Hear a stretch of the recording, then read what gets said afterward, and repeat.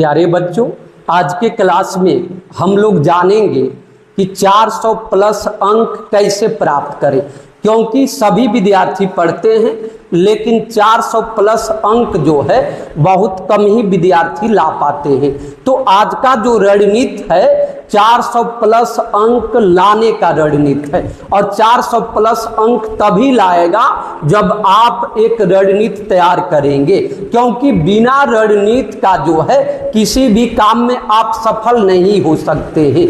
चाहे राजनीति हो, चाहे किसानी हो, चाहे व्यवसाय हो, चाहे क्रिकेट हो, फुटबॉल हो, चाहे कोई भी खेल हो, यानी किसी भी खेल में, किसी भी क्षेत्र में विजय प्राप्त करने के लिए, अच्छा प्रदर्शन करने के लिए आपको रणनीति की तैयारी करनी पड़ती है। उसी तरह पढ़ाई में भी रणनीति काम देता है। तो आपको मैं 6 टिप्स बताने वाला हूं, और यदि आप ये 6 टिप्स पालन कर रहे हैं, अपने जीवन में उतार रहे हैं, तो निश्चित ही एकदम बिल्कुल 100% गारंटी देता हूं कि आपको 400 प्लस आने से कोई नहीं रोक सकता है।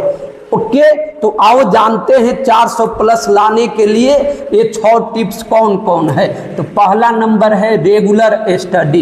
यदि आप रेगुलर स्टडी करते हैं, ये नहीं कि एक दिन हमने घर पर पढ़ा और 4 दिन, एक हफ्ता किताब ही नहीं देखा, कॉपी ही नहीं देखा, तो ऐसे तो आप नहीं 400 प्लस लाओगे। ऐसे खींच खाच करके आप 2nd डिवीजन और 3rd डिवीजन लाओगे। इसलिए आपको जो है रेगुलर स्टडी की जरूरत है, क्योंकि जीवन बहुत अनमोल है मेरे बाबू। और आज के विद्यार्थी जीवन में जितना आप मेहनत करोगे ना, उतना ही आने वाला भविष्य आपका बेहतर तैयार होगा, क्योंकि गॉड ने हमको विद्यार्थी जीवन इसीलिए बना करके भेजे हैं कि जाओ बेटा, तुम अपने आने वाला जो भविष्य है ना उसको सही कर लो, इसी लाइफ में सही कर लो। तो आप विद्यार्थी लाइफ इसीलिए पाए हो ताकि अपने आने वाला जो समय है उसको बेहतर बना ले। तो आप नियमित स्टडी, रेगुलर स्टडी करना आज ही से प्रारंभ कर दो। अब दूसरा नंबर क्या है? वीक सब्जेक्ट्स पर फोकस, यानी जो सब्जेक्ट आपका वीक है, जो सब्जेक्ट आपका कमजोर है, उस पर विशेष फोकस करना है।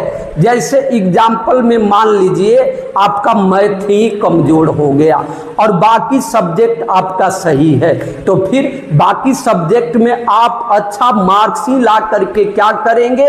जब मैथ में आपका 40 प्लस आ गया, 30 प्लस आ गया, किसी तरह पास हुए, तो फिर आप कैसे 400 प्लस कर पाओगे? अब इसका प्रभाव जो है अंक पर पड़ेगा ना जी। इसलिए आपको उस सब्जेक्ट पर विशेष ध्यान देना है जो सब्जेक्ट बहुत बहुत कमजोर है।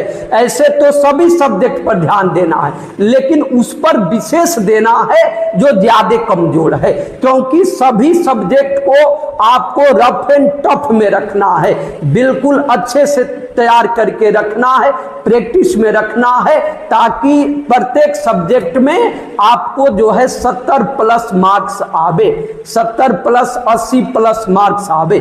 ओके बाबू, अब अगला नंबर है, तीसरा नंबर क्या है? फुल कॉन्सेप्ट के साथ स्टडी, क्योंकि रटा मार करके जो है आप कब तक काम चलाओगे। इसलिए आप मेन जड़ को पकड़ो मेरे बाबू, यानी फुल कॉन्सेप्ट के साथ स्टडी, यानी जितना भी चैप्टर है ना विषय का, सब्जेक्ट का, उसका सबका कॉन्सेप्ट होता है मेरे बाबू।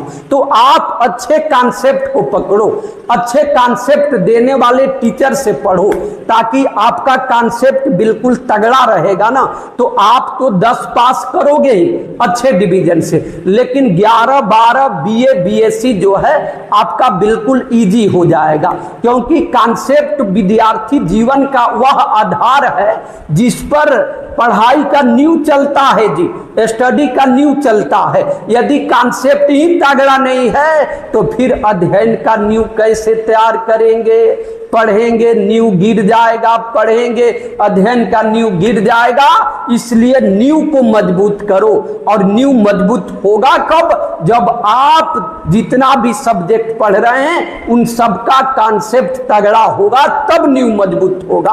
और बिना कॉन्सेप्ट का आप लाभ ही दे रहे हैं 400 प्लस, किसी काम का नहीं मेरे बाबू। आपको कॉन्सेप्ट का तैयारी करना पड़ेगा, और नहीं तो जीवन इसी तरह डगमगाएगा। आप आने वाला भविष्य को बना नहीं सकते हैं। आप रट्टा मारना छोड़ो और फुल कॉन्सेप्ट की तैयारी करना सीख जाओ। ओके, अब अगला चौथा नंबर है बाबू, सभी सब्जेक्ट का अलग अलग नोट्स तैयार कर लो। यानी ऑल सब्जेक्ट का अलग अलग नोट्स, यानी आपने जितना सब्जेक्ट जो है आपको पढ़ना है, आपके सिलेबस में है, उस सबका अलग अलग आप नोट्स तैयार करो। क्योंकि जब तक आप अलग अलग नोट्स नहीं तैयार करोगे, आपका पढ़ने का जो तरीका है वो पढ़ाई जो है आसान नहीं होगा।